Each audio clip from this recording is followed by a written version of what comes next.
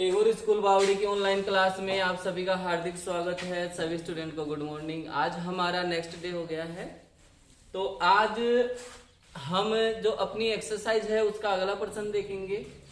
तो उसका अगला प्रश्न देखने से पहले एक जो बात है वो बताना चाहूंगा। पूर्णांक क्या होते हैं? जो संख्याएं होती है उनमें सबसे पहले आती है प्राकृत संख्या। सबसे पहले कौन सी आती है जी? प्राकृत संख्या। प्राकृत संख्या कौन सी होती है? वह संख्या जो एक से शुरू होती है, मतलब 1 2 3 4 5 6 7 8 9 10। फिर उसके बाद में आती है पूर्ण संख्या। पूर्ण संख्या क्या होती है? वह संख्या जो 0 से शुरू होती है। फिर आती है पूर्णांक संख्या, तो वह संख्या जिसमें ऋणात्मक, 0 और धनात्मक संख्याएं आती है। ऋणात्मक, 0 व धनात्मक। अब मैंने यहाँ पे 0 को अलग बोला, ना तो ऋणात्मक में लिया और ना ही धनात्मक में, क्योंकि हमने अब तक क्या पढ़ा है? हमने पढ़ा है कि जैसे ये 4 है, ये कितने हैं जी? 4 है। अब इसके आगे चिन्ह नहीं लगा हुआ, इसके आगे चिन्ह नहीं लगा हुआ, तो इसको हम क्या मानते हैं? धनात्मक मानते हैं। लेकिन ये जो 0 है, इस 0 के आगे भी चिन्ह नहीं होता है, तो इसको भी धनात्मक मानेंगे? नहीं, इसको धनात्मक नहीं मानेंगे। तो फिर इसको क्या मानेंगे? ऋणात्मक। इसको ऋणात्मक भी नहीं मानेंगे। तो 0 की एक प्रॉपर्टी क्या होती है कि ये जो 0 होता है वो धनात्मक भी नहीं होता, वो धनात्मक भी नहीं होता और वो ऋणात्मक भी नहीं होता। 0 जो होता है वो धनात्मक भी नहीं होता और ऋणात्मक भी नहीं होता है। तो पूर्णांक संख्या क्या होती है? वह संख्या जिसमें ऋणात्मक, 0 व धनात्मक संख्याएं आती है। प्राकृत संख्या, पूर्ण संख्या और पूर्णांक संख्या, इनकी एक विशेषता होती है। कैसे विशेषता होती है? तो वो ध्यान से सुनना। कोई भी प्राकृत संख्या दी हुई है, आप अपनी मन में कोई भी संख्या सोच लो, कोई भी संख्या आप सोच सकते हो, क्योंकि पूर्णांक संख्या है उसमें सभी संख्या आ गई, केवल बट्टे वाली संख्या नहीं सोचनी है। कोई भी संख्या आपने सोची है, अब उसमें आपको 1 जोड़ना है। कोई भी संख्या सोची है और उसमें अब आपको 1 जोड़ना है, तो बेटा उसके आगे वाली संख्या आ जाएगी? आएगी नहीं आएगी? मान लो जैसे मैंने संख्या सोची 7, कितनी सोची जी? 7। यदि मैं 7 में कितने जोड़ दूं? 1, तो इस 7 के आगे वाली संख्या आ जाएगी। इस 7 की क्या आ जाएगी? आगे वाली संख्या आ जाएगी। यदि मैं इसे 7 में कितने जोड़ दूं जी? 2, तो फिर और उसके आगे वाली संख्या आ जाएगी। 7 में यदि 1 जोड़ा है तो उसके अगली आई है, मतलब 7 के बाद वाली आई है। और उसी 7 में यदि 2 जोड़ते हैं तो उससे भी आगे वाली संख्या हमें प्राप्त हो जाती है। तो ये जो प्राकृत संख्या है, पूर्ण संख्या है और पूर्णांक संख्या है, ये इनकी प्रॉपर्टी होती है कि यदि उनमें 1 जोड़ दिया जाए तो उससे आगे वाली संख्या हमें प्राप्त हो जाती है। यदि उसमें 1 जोड़ दिया जाए तो उससे आगे वाली संख्या प्राप्त हो जाती है, और उसमें यदि 2 जोड़ दिया जाए तो उसके भी आगे वाली संख्या प्राप्त हो जाती है।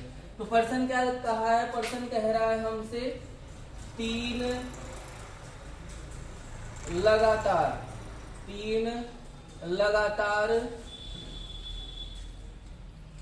पूर्णांकों का योग, 3 लगातार पूर्णांकों का योग 51 हो तो पूर्णांक संख्याएं, 3 लगातार पूर्णांक संख्याओं का योग 51 हो तो पूर्णांक संख्याएं ज्ञात कीजिए। तो क्या करना है हमें? पूर्णांक संख्या ज्ञात करनी है।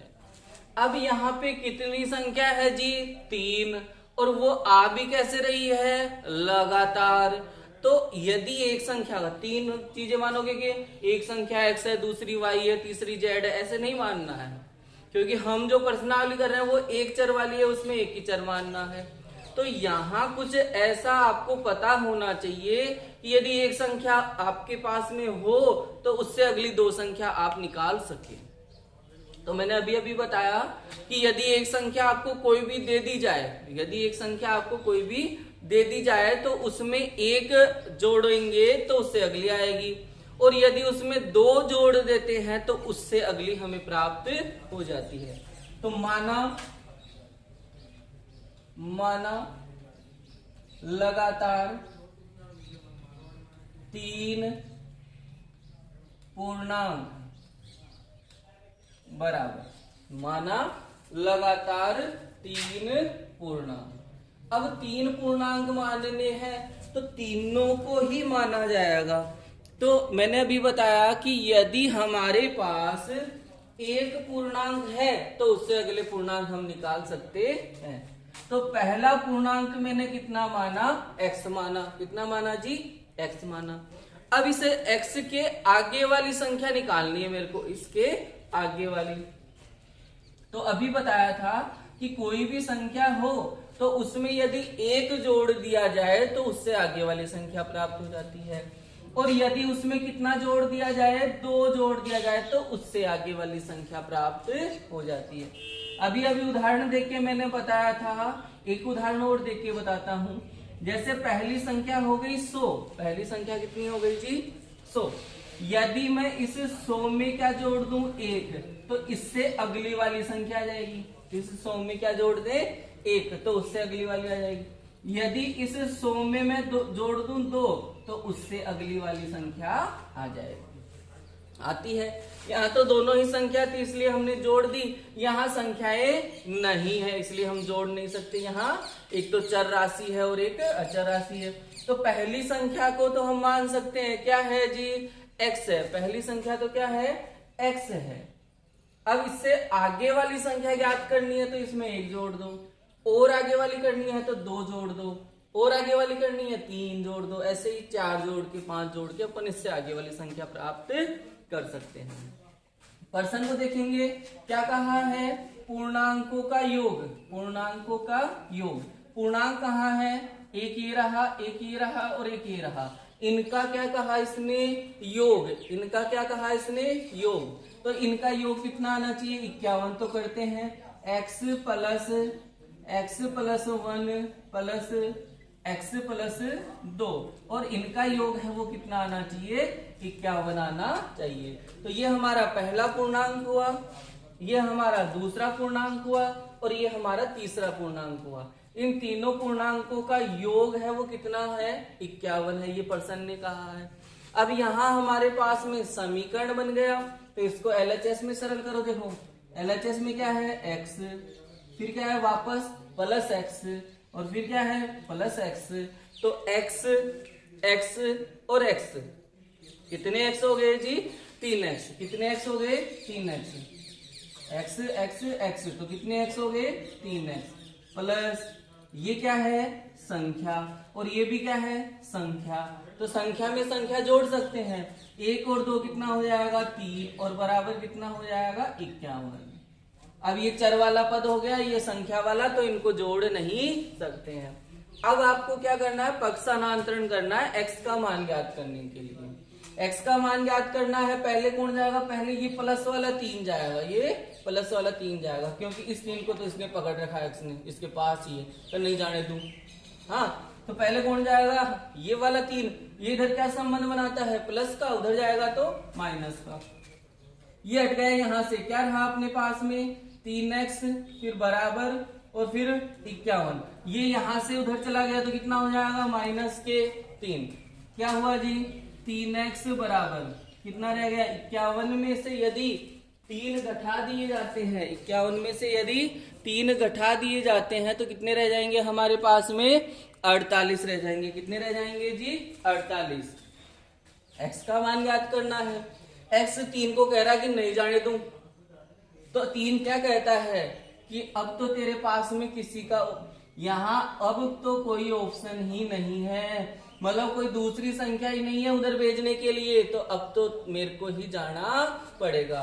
तो ये जो 3 है वो क्या संबंध बनाता है, इधर गुणा का, मतलब कोई चिन्ह नहीं है दोनों के बीच में, और कोई चिन्ह नहीं है तो क्या संबंध है, गुणा का। इस तरफ लेके जाएंगे तो किस में चला जाएगा जी, भाग में। तो x बराबर 48 भाग 3, भाग का मतलब बट्टा ही होता है। 48 में 3 का भाग दो कितनी बार, 16 किया 48, देख के भी दिखा देता हूं आपको। 48 में हमने भाग दिया 3 का, 3 एकम 3, कितना रिमाइंडर रहा 1, क्या लिखा 8, तो कितना हुआ 3 छके 18, कितनी बार गया जी 16 बार। ये किसका मान आया, x का। x क्या थी हमारी पहली संख्या, दूसरी संख्या क्या थी x प्लस 1, तो x का मान कितना है 16, तो 16 प्लस 1 कितना हो जाएगा 17। फिर अगली क्या है x प्लस 2 यानी 16 प्लस 2, तो अगली कितनी हो जाएगी 18। अतः 3 लगातार पूर्णांक, अतः 3 लगातार पूर्णांक कौन कौन से, पहला तो क्या था x, x का मान कितना है 16, तो पहला पूर्णांक तो कितना हो जाएगा जी 16। फिर क्या है x प्लस 1, कितना है x प्लस 1 यानी 16 प्लस 1, तो कितना हो जाएगा 16 प्लस 1 17। फिर कितना है x प्लस 2, अगला क्या है जी x प्लस 2, x का मान कितना है 16, तो 16 प्लस 2 कितना हो जाएगा 18। तो 3 लगातार पूर्णांक कितने हो गए 16 17 18। इसकी जांच करने के लिए आप इसको जोड़ के 51 भी ला सकते हो। तो ये अपना जो प्रश्न था वो कंप्लीट हुआ। अगला प्रश्न है वो अपन अपनी अगली क्लास में देखेंगे।